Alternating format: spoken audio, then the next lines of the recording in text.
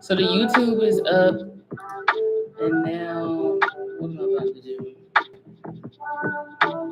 I'm gonna send a quick email.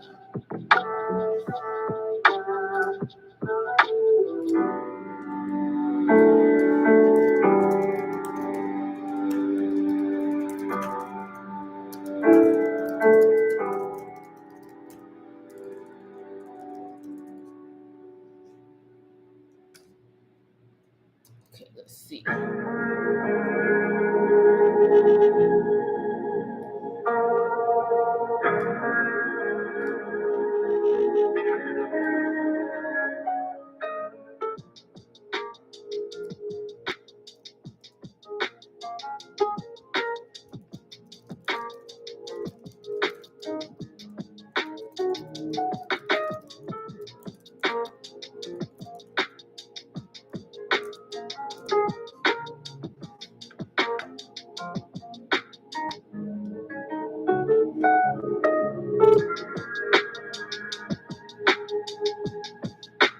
I gotta get better at this.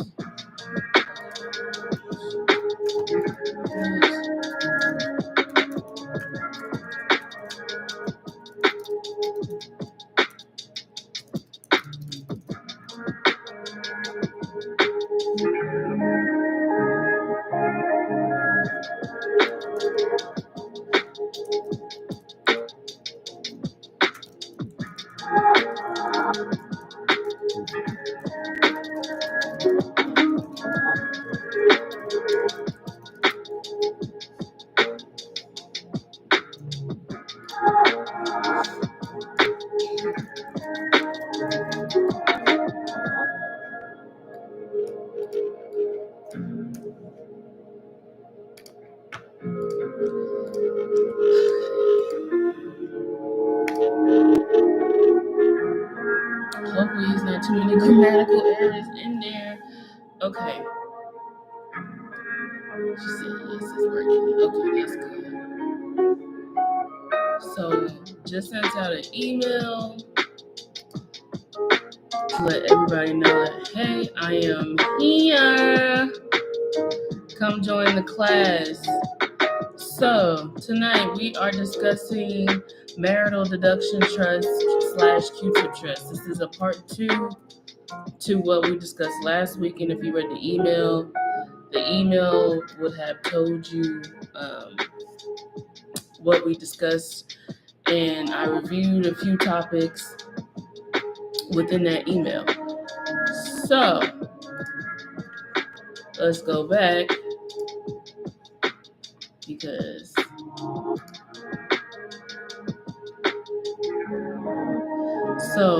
we talked about a marital deduction trust. It's a tax deduction, not reduction, a tax deduction that allows spouses to transfer unlimited assets to each other at death tax-free, right? And a QTIP is a type of marital deduction trust that provides income to the surviving spouse and preserves assets for other beneficiaries. That's the part we're going to get into some more. Please like the live. Thank you, Tony, for liking the live. Thank you for being number one supporter. Always, always, always, always. So, please share the live if you would like to do so. So, with the QTIP trust, hold on, I'm not going to go into that yet. I'm going to go over a few more of these definitions for the people who are not a part of the email. If you are not a part of the email, go to the link in my bio and join the email list. I will be updating my whole link in bio tab, but please extend me some grace, okay? So portability is a rule that allows surviving spouses to use the unused estate tax exemption of the deceased spouse. That means they're able to port over the remaining over to their side and use that collaboratively with their unified tax exemption. Essentially meaning that they'll be able to have more of a exemption when it comes time for them. We know that the principal is the trust assets. Income is the money generated from the assets. The income goes, so with a Q-tip trust, we know that the income has to go to the surviving spouse, right? That's what makes it a Q-tip trust. They have to have a terminable income, okay?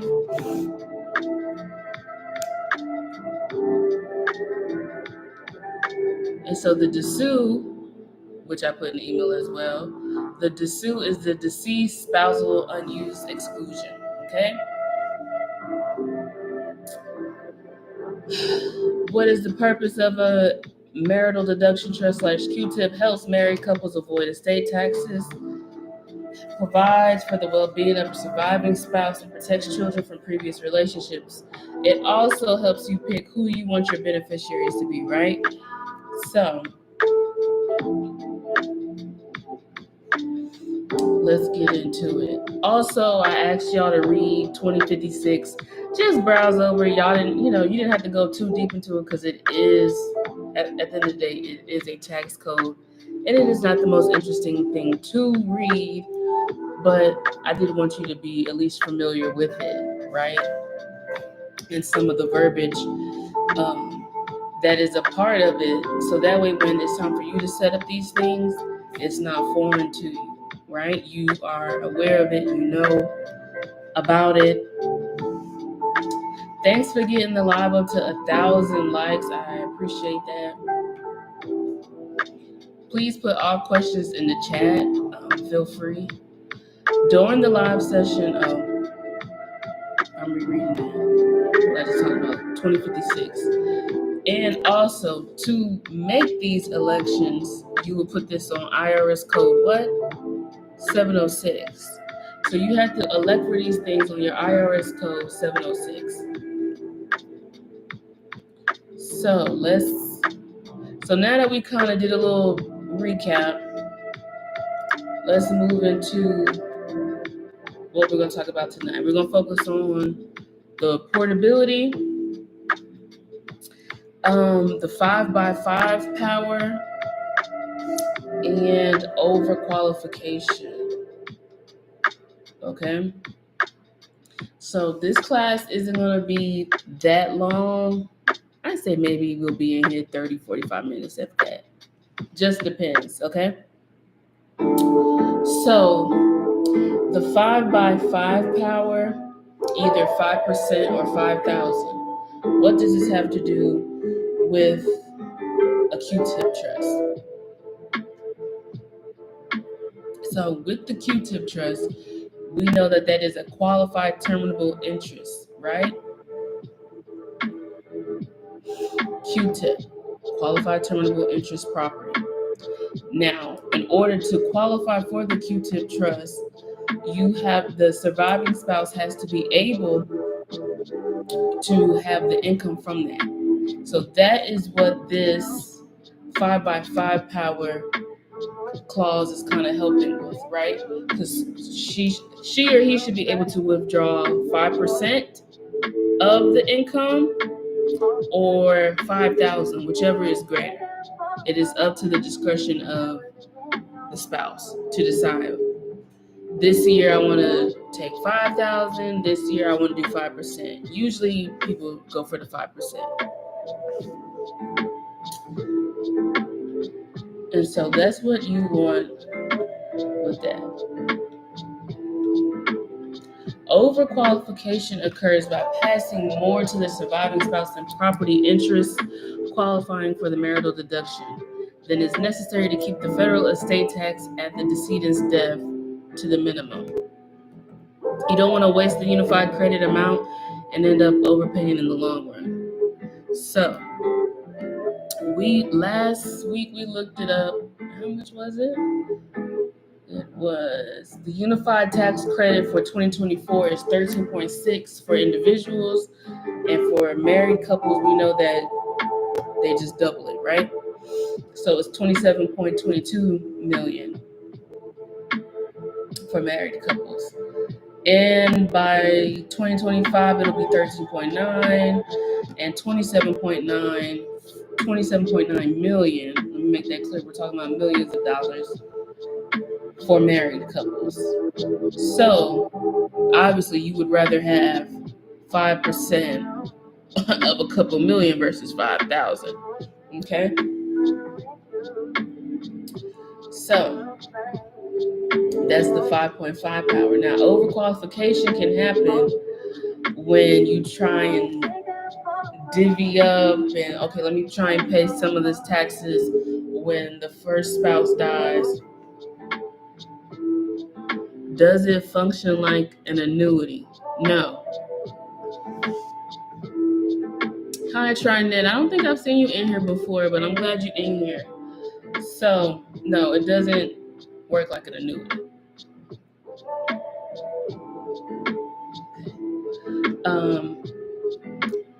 So let me go back because I don't think a lot of y'all right here. Okay. So with the QTIP, right? QTIP stands for Qualified Terminable Interest, which means that the surviving spouse has to have the income from this property for the remainder of their life. Now, when the final spouse expires, then it'll go to the beneficiaries, depending on how y'all decided in the trust. Either it will go to, your children if you decide, or it can go to whomever you choose, right? It's your stuff. So, but for the life, in order to qualify for the QTIP, the spouse has to receive that income for the remainder of their life. And this could be paid annually, this could be paid quarterly, whenever you decide. Okay? So it's up to you and your spouse. That's why these conversations need to be had on the front end, right? Yes, girl, get your notebook, because I was a part of the Hillman Talk stuff, but my class, they know. So I just started back. This is only the second class. Okay.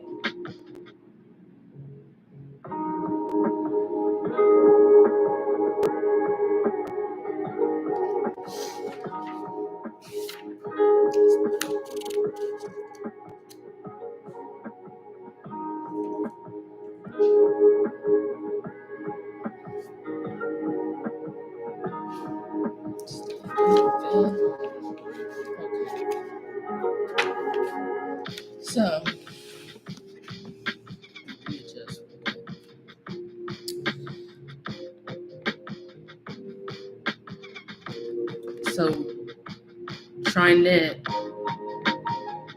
Hope I said that right. TriNet. You need to write down IRS code 2056, because I did tell them to read that. And 2523.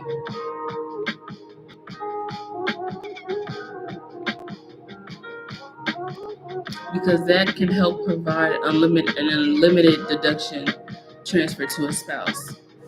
Okay? This is why marriage is important, but we're not going to get into that.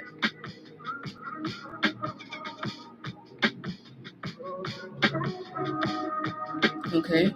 So let's move on. So we talked a little bit about portability. Features allow the surviving spouse to increase their unified tax credit amount. Yes, IRS code. So this is an older edition, but this is my textbook from college. So this is the federal transfer taxes, but you do not have to buy this. Do not go out and buy this. So last week we had some trouble trying to get the link, but if you go to law.edu? I still got the tab open. It was law.cornell. I don't know if this music is bothering y'all, but it's bothering me. Okay, so go to law.cornell.edu. Okay, you don't have to buy this book. It is IRS Code 2056 and 2523. Make sure that's the right one. Yeah, 2523. So let me put that in here for y'all again.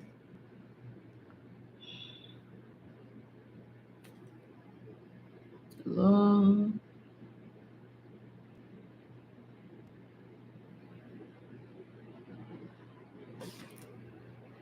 Yeah, .edu. And on there, because that is a real law library, you will be able to search these laws up and read them.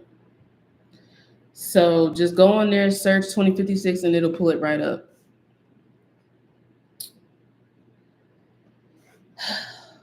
Okay.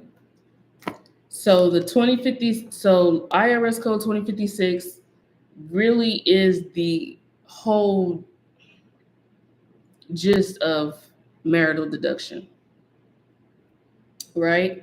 So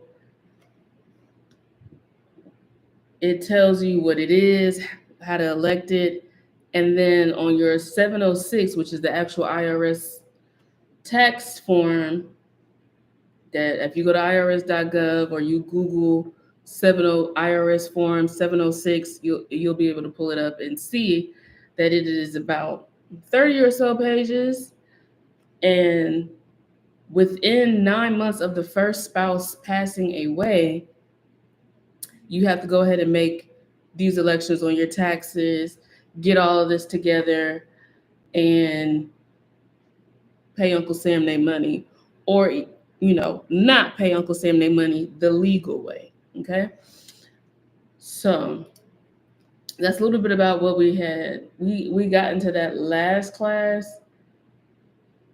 So then we did talk a little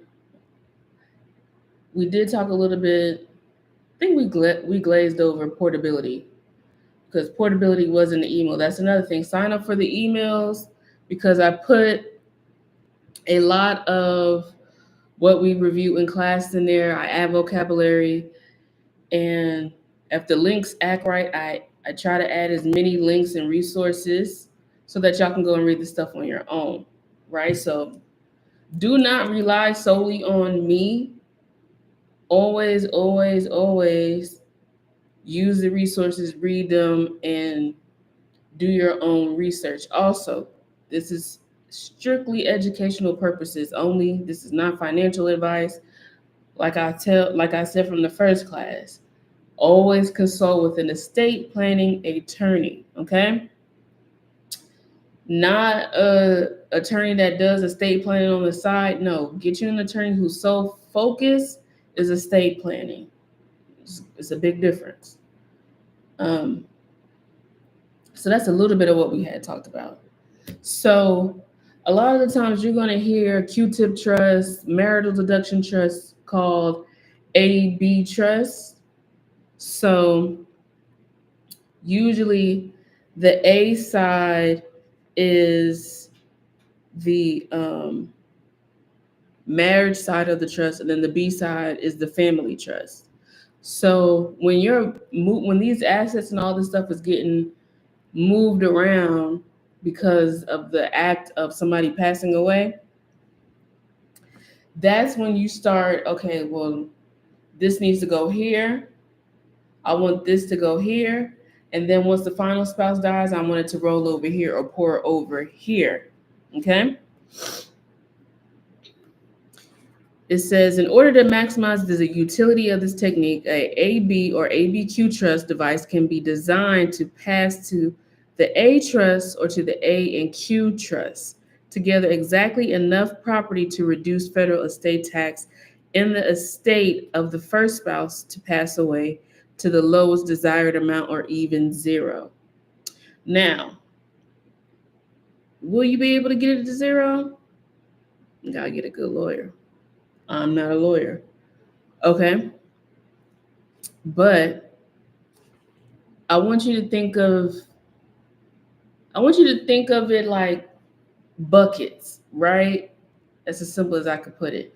Think of marital deduction, Q-tip. Think of it as buckets. I want to put some sand in this bucket, some sand in this bucket, and some sand in this bucket. Now, if I spread this sand well enough over these buckets, I don't have to pour nothing else out of these buckets to pay taxes, okay? That's the gist of this. Is we want to make sure that the state taxes that we have to pay is essentially zero. Now, when you start pulling stuff out of it, that's when Uncle Sam is going to be like, I think you owe me something. Okay? Does anybody have any questions?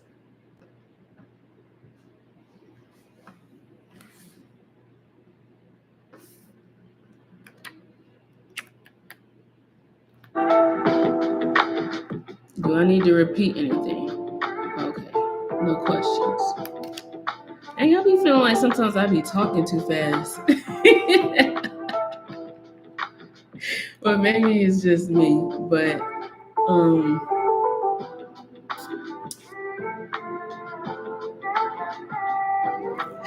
let's continue. Okay.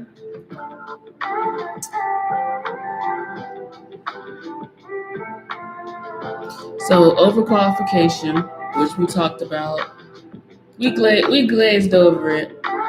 We don't want to put too much. We don't want to leave too much, right?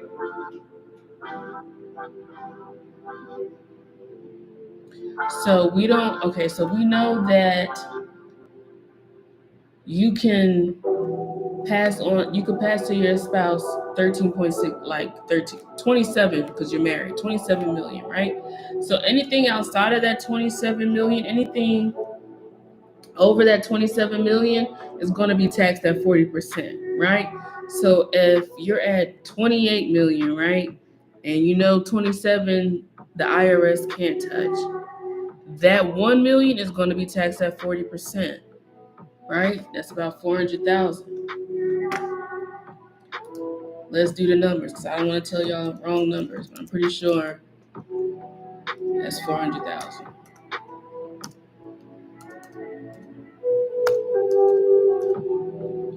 Okay. Yeah, so you'll be left with 6 when you could have had that whole, right, when you could have had that whole million had you planned ahead. Please be mindful that all of this stuff has to be done ahead of time. Your man, your woman, or whomever you are married to can't decide while you on your deathbed, you know what, let's go ahead and write up this trust real quick and try and get this in and get everything solidified. No, all of this stuff, in order for your trust to truly work, you have to do these things beforehand, pre-planned, premeditated, proactive, all of that stuff, right? You have to do these things beforehand, okay? That's why I'm not gonna get into that. It's like I just be like, but you know, I'm gonna say it. How early in the marriage do you recommend doing them? The earlier the better. These are the conversations. Like, I don't want to get into relationship advice and stuff like that. That's another reason why I be stopping myself, because I really don't want to get into like relationship advice or marital advice, because I'm not married.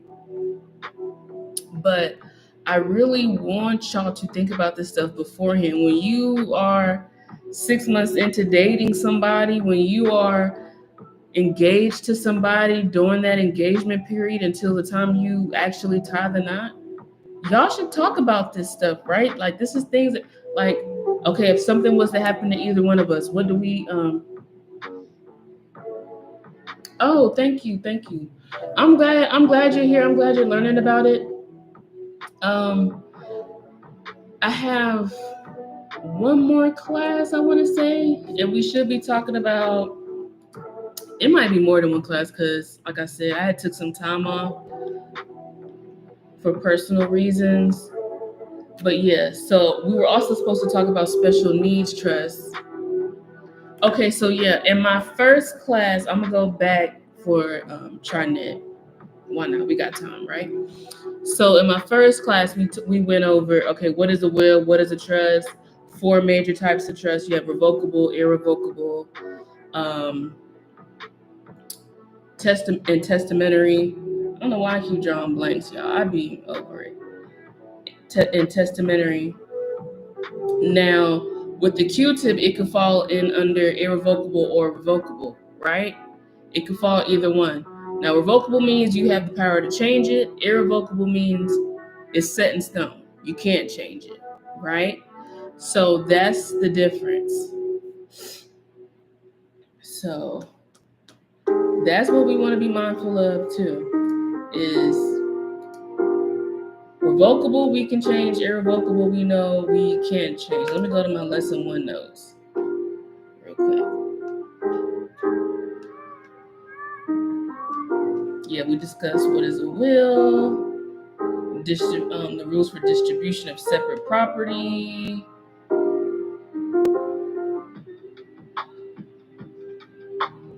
Yeah. And then let's see, lesson 2, what did we talk about?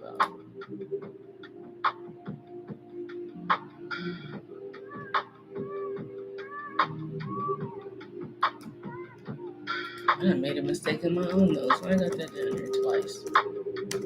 Okay, so testamentary trust. And I didn't learn about them until working with Alzheimer's patients. Okay, yeah, I see it says the curvy fit nurse. Okay, so you work in like hospice or something? But yeah, so trust is very important. These things, it's not always about money. It could simply be about the care of a loved one, like somebody dealing with Alzheimer's. Because, and y'all don't laugh at me, but when I was younger, for 7 years, wow, thank you for that. Like, cause I don't think I could do that. In my first semester at school, I was a nursing major, and I was like, you know what, I ain't gonna make it. So I really do applaud nurses because you really have to have a heart to be a nurse, because that ain't for everybody. That's a calling. Oh, you're now in substance abuse treatment. You be, I feel like that is extreme. Oh my goodness. So yes, nurses are special. Teachers are special. Them the professions that I feel like you have to be called. You have to be called to do that. You have to have a heart for the people. If not, you ain't gonna excel. And I would have graduated right on time for COVID too. And would have been right in that rush of being a new nurse and dealing with COVID. That, woo. Let me not. Okay, so we was talking about testamentary trust, because you said revocable, irrevocable. Testamentary is basically you have a will, and then when somebody passes away, then the testamentary trust comes into play. So that's the only difference what testamentary is. The falling action is it doesn't come into play until the person passes or expires or is no longer with us. Okay? Then we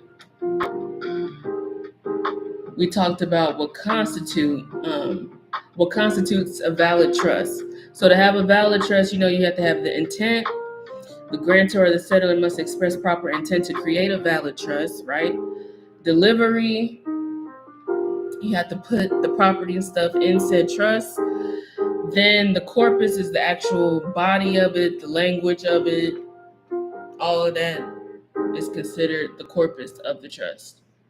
So that was a very summarized version of lesson 2. And then last Friday we got into lesson 3, which was the marital deduction trust. And this is something that benefits married couples. Okay? So this is another reason, like, I know it's a lot of stigma. A lot of people say, oh, marriage is just a piece of paper. Marriage is just a contract between you and the government and all this other hoopla and all these million and one excuses people give to not get married. This is a reason to be married, right? Because not only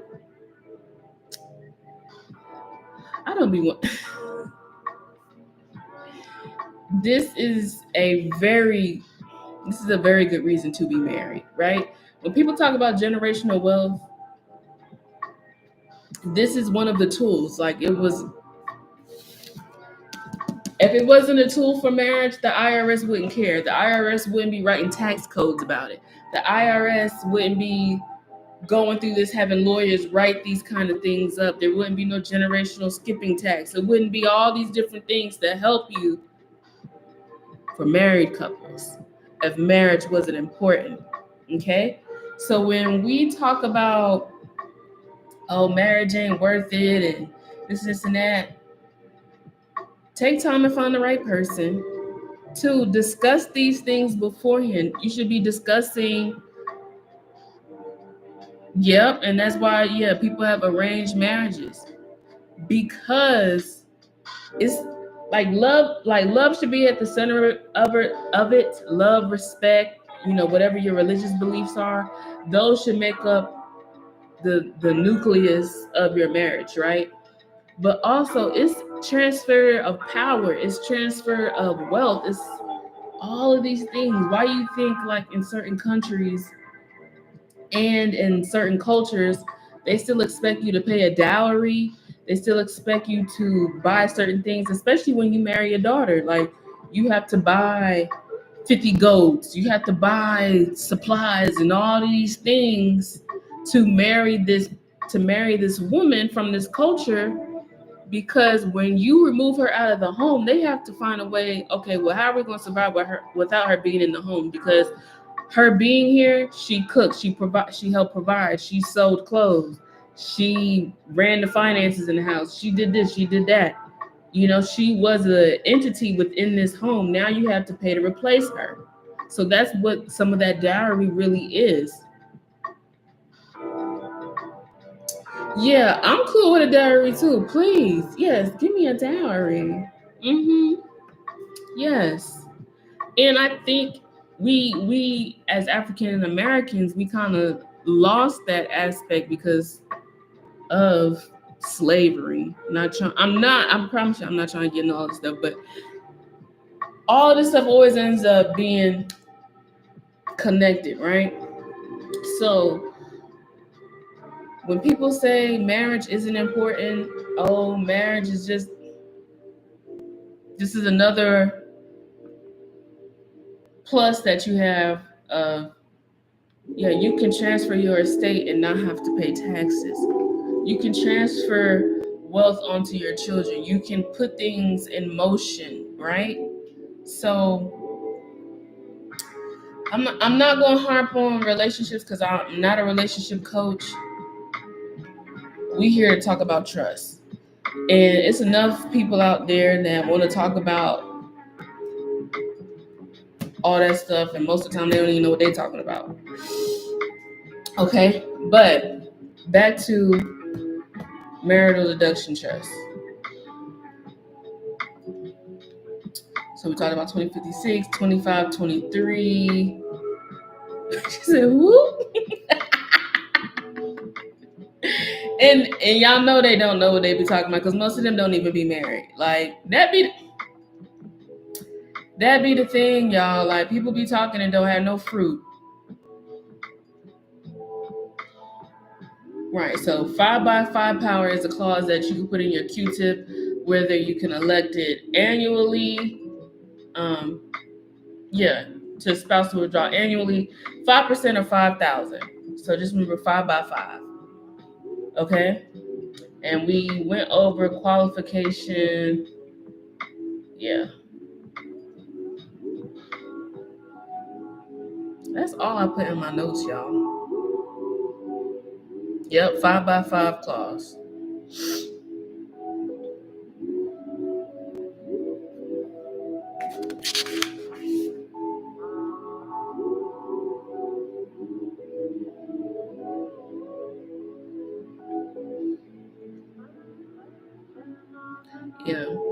Now, you just said I got homework now.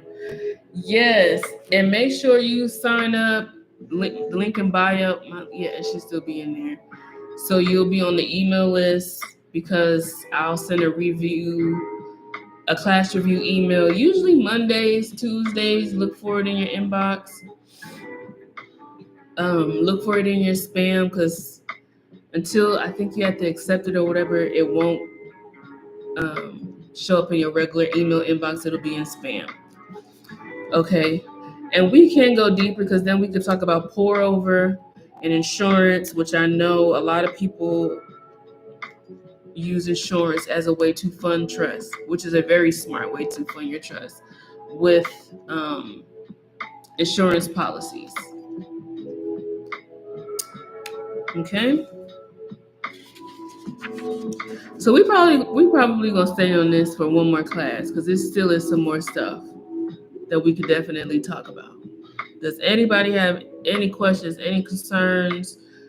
Um, we can talk about the movie Sinners too, because that movie was really good and I really enjoyed it.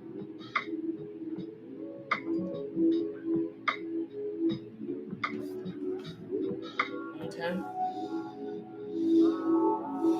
And then for those of y'all who are just joining, I know I was talking about people. You haven't seen it yet.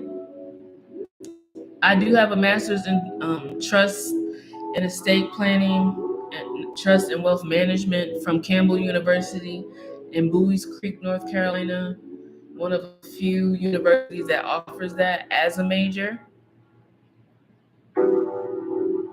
Well, no, I'm not gonna spoil it too much, but I am gonna say because there's been a lot of discourse about, oh, it's demonic, oh, my spirit was grieved, and I'm a Christian. I read my Bible every day. I talk to the Lord every day, every minute of the day. Even when I'm my food, I'm like, oh Lord, thank you for this food. Like, thank you for providing. Just thank you that I can fill my lungs up, right? That movie was so good from the cinematography of just how it was filmed. The dialogue between the characters was just chef's kiss. The costumes, the music, everything. So it is a horror film, but and I'm not a horror film person. I wasn't scared. It was a couple, like, ooh, like, somebody jumped in the scene or this and that or a door closed, like, ooh. But as far as like I am frightened, like I'm about to run up out of here, not at all. And I'm not a horror movie person. And the vampires don't come on scene until probably about 40 minutes in. Like that's not, you know what I'm saying? It wasn't that much. Do estate planning attorneys usually work with insurance agents who help complete their work? Not that I know of. Usually what you can do, what did the horror represent for you? Okay, so let me answer the first question. So usually if let's say you have an insurance policy on yourself, you would just make the trust the beneficiary of it. So then when you go to put that asset in your trust, the lawyer will say, okay, let's just elect to have the trust. Let's say the Johnson Family Trust, beneficiary of this $100,000 life policy. Boom, that asset is in there. That way, on the time of death or whatever action that has to happen for that money to be paid out, it goes into the trust. The horror. So for me, the vampires couldn't do anything. They had no, like, of course they had their little vampy powers, but the only way that they can get you is if you gave them permission. What do I mean by that? The vampires can only come in your house when you invite them. Same thing with your spiritual life. I don't know where you fall spiritually or religion wise, but I'm Christian. So I know that the devil can only do what I allow, what I have, where I have left gates open, open doors, or whatever, and I ask God to close those doors, close those access points, right? So, okay, so we on the same page. So with that, and you gotta think, right? Like, if I know my cousin and them went outside on their own free will, and now all of a sudden I gotta get them permission to come back in, what you need my permission for? You've been coming in and out of here all night. What's up? So, and then also you have to be in tune with your word, right? Like, you have to know that one, the enemy knows, the enemy knows you. You may not think he does, but he knows you. He knows what God has planned for you. He knows that, right? But he's also not omnipresent. God is omnipresent. He ain't. So only way he got access to you is when you give him that access, and he knows, like with certain characters, the main vampire went and was like, oh yeah, I know how that might feel, and this and that, and trying to work on your heartstrings, pull on your heartstrings. Okay, now you about to get big because you done gave me permission. Okay. So it wasn't really hard because like I said, like if you really in tune and then like you can't touch me. Exactly. He can't access you without permission. So if he didn't get it from God to be touching you, and then you didn't give him permission because you didn't leave no doors open, he can only mess with so much around you, right? That's why you gotta be. That's why you gotta read. Gotta be in your word. But I just hate that people like to call stuff demonic. But y'all will sit up there and listen to pastors who have cheated on their wives numerous times. Y'all will sit up there and give the pastor all your money because he said to sow a seed. Y'all will have all kind of emotional abusers, physical abusers, verbal abusers, sexual abusers in y'all families, but that's not demonic. But the minute you see a witch, you ready to stand 10 toes down and like really squabble. You need to be squabbling with them with your own personal demons. Like, squabble with them. So outside, and also there is some hoodoo because one of the girlfriends is a hoodoo priest. Exactly. One of the girlfriends is like a hoodoo priest, and I really wouldn't even really call her a hoodoo priestess. I feel like she was very, I don't know. They didn't really go into too much about it, but I feel like she wasn't at hoodoo priestess level. Like, let's say hoodoo practitioner. And she was the only one in tune with her spirituality to be like, okay, let me do this and this and that to find out what we fighting against. Now, had somebody been in tune with their word, they would have been like, you know what? Let me go ahead and open up this word, pray, and ask God, like, what is that outside that I'm fighting against? Like, real talk. What is that out there, Lord? What is that? I don't know what that is, but please don't allow it in here. Okay? But it was good. I loved it. I also feel that it is letting black folk know that beige people can't. That is another good point. Here's why. The tipping point is when we start letting the palm color people be. See, that's the thing with us as black folks. We always want to include everybody. Like, we always have to be inclusive, but nobody includes us in their plans.